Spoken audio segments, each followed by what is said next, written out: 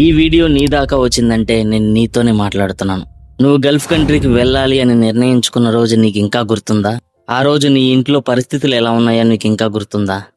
ఒక వారం రోజులు కూడా నీ ఫ్యామిలీని వదిలేసి ఉండలేని నువ్వు 2 ఏళ్ళైనా సరే ఎలాగైనా ఇంటి పరిస్థితులన్నిటిని మార్చేయాలని గుండెని రాయి చేసుకొని తీసుకున్న నిర్ణయం నీకు గుర్తుందా? మొదటిసారి నీ ఫ్యామిలీని, నీ ఊరిని, నీ ఫ్రెండ్స్ని అందరినీ వదిలేసి ఎయిర్పోర్ట్కి బయలుదేరిన ఆ ప్రయాణం గుర్తుందా? ఆ ప్రయాణం మొత్తం నీ మనసులో ఎన్ని ఆలోచనలు తిరిగాయో గుర్తుందా?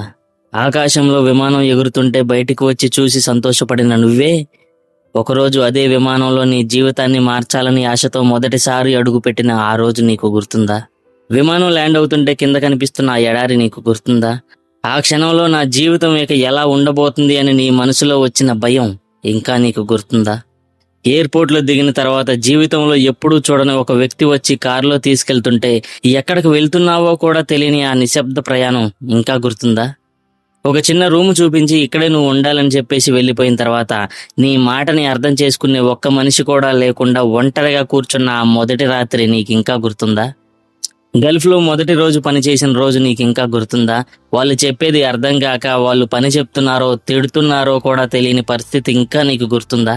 ఎందుకు వచ్చానురా అని నీలో నువ్వే ఎన్నిసార్లు బాధపడ్డావో, ఎన్నిసార్లు ఏడ్చుకున్నావో ఇంకా నీకు గుర్తుందా? నిజం చెప్పు, ఇవన్నీ ఇప్పటికీ నీకు గుర్తున్నాయా? అయితే ఒకసారి నిన్ను నువ్వే ఒక ప్రశ్న అడుగు. ఇక్కడికి వచ్చిన రోజు ఏ లక్ష్యంతో వచ్చావు? ఈరోజు అదే లక్ష్యం వైపు నడుస్తున్నావా? లేక ఈ ప్రయాణంలో ఎక్కడో ఆ కారణాన్ని మర్చిపోయావా? ఈ ప్రశ్నకి సమాధానం నేను చెప్పను, నీకు నువ్వే చెప్పుకోవాలి. Thank you.